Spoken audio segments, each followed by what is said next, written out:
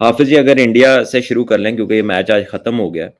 I think India के जो batters थे आज इस इनिंग में, पहले तो उनको रन इतने हो गए फर्स्ट इनिंग्स में कि इस पिच के ऊपर मुश्किल होनी थी। हमने कल ये बात की थी कि अगर इंडिया उन्हें 300 से नीचे रोकती है तो इंडिया गेम में है, लेकिन इंडिया अगर नहीं रोक पाती उन्हें 300 से नीचे, वो 350 से ऊपर चले जाते हैं तो फिर बहुत मुश्किल होगी, क्योंकि पिच में स्टीप बाउंस है, लेकिन स्टीप बाउंस मिला सिर्फ साउथ अफ्रीका को है। अगर आप देखें जिस तरह की बॉलिंग उन्होंने किया, उनके पास एक तो बॉलर लंबे हैं और वो उस बाउंस का इस्तेमाल करना बेहतर जानते हैं और उनकी स्पीड ज्यादा है, उनकी स्पीड्स हाई हैं। जबकि इंडिया के लिए बाउंसर करते हमें नजर आ रहे थे शार्दुल ठाकुर, और शार्दुल ठाकुर जो है वो एक मीडियम पेसर है, और उस पेस के ऊपर अगर वो पीछे करेंगे तो वो फिर जो है वो दूसरी से ज्यादा अपनी टीम को उसका नुकसान होता है, और वो हमने देखा भी जिस तरह आज उन्हें मार पड़ी। और प्रसिद्ध कृष्णा भी, आई थिंक ये दोनों ने बहुत ज्यादा बाउंड्री बॉल्स की है। इतनी बाउंड्री बॉल्स अगर आप टेस्ट क्रिकेट में करेंगे तो फिर आपकी टीम को बहुत नुकसान होगा, और वो हुआ भी।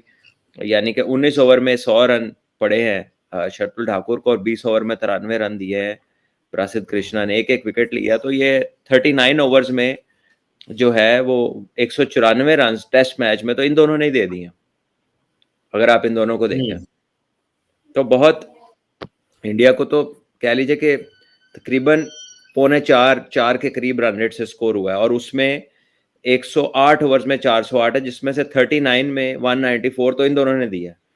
तो जाहिर है जब दो बॉलर जिन्होंने बॉलिंग करनी है, पहले दो के बाद सिराज और बुमराह ने तो अच्छी बॉलिंग की है।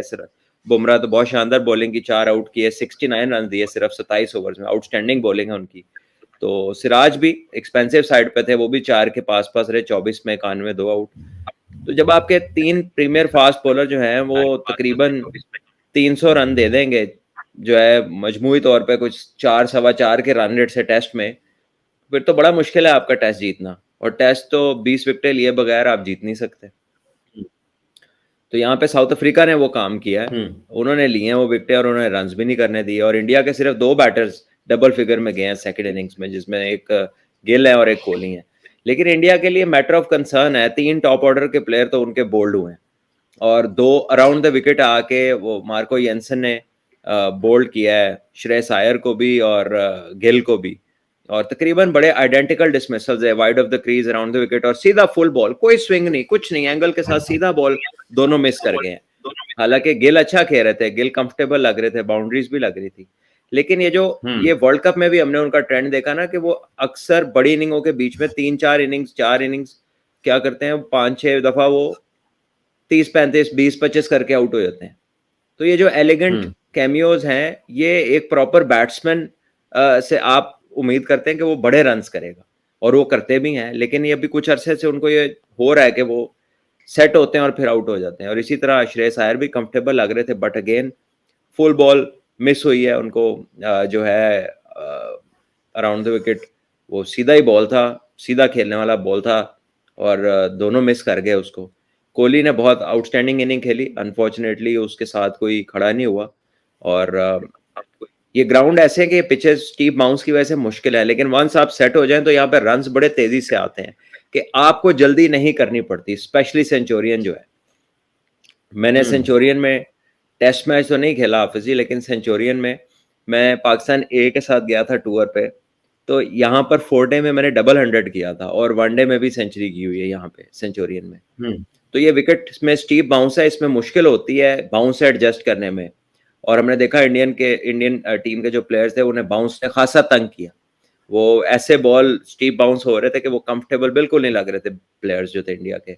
अगर आप जयसवाल का आउट देखें, अगर आप जो है बाकी प्लेयर्स को देखें जिनको बाउंस पर किया उन्होंने, और बाउंस से सिर्फ यही नहीं होता कि आप पिछली बॉल पे आउट होते हैं, कई दफा बाउंसर का इफेक्ट माइंड पे ऐसा होता है कि अगला बॉल भी आपका मिस हो जाता है।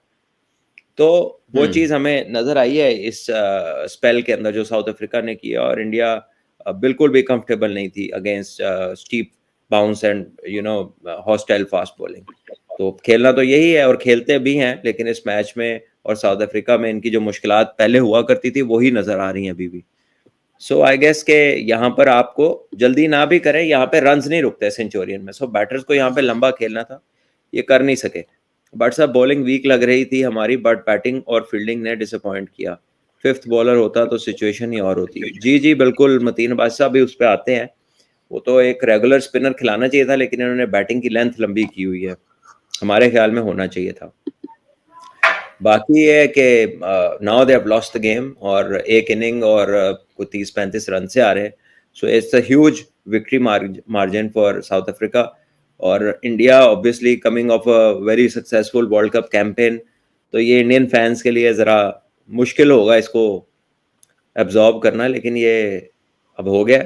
और साउथ अफ्रीका में पिछली दफ़ा भी आए थे तो टेस्ट क्रिकेट में मुश्किलात की थी उन्होंने, जैसे एल्गर ने जहां से छोड़ा था वहीं से शुरू किया, ऐसा लगता है इंडिया ने भी जहां से छोड़ा था वहीं से उन्होंने शुरू किया है। और जो है तब भी इंडिया की तरफ से ज्यादा अच्छी सॉलिड बारियां विराट कोहली ने ही ली थी इन विराट मुश्किल कोहली की थी। कंडीशंस में, और आज भी सबसे अच्छी बारी उन्होंने ही ली है। और कोई साथ नहीं दिया किसी ने उनका, कोई 2 बैट्समैन 100 करेंगे तो इस तरह के टेस्ट में आपकी वापसी होती है, एक आध प्लेयर के रन्स करने से नहीं होती।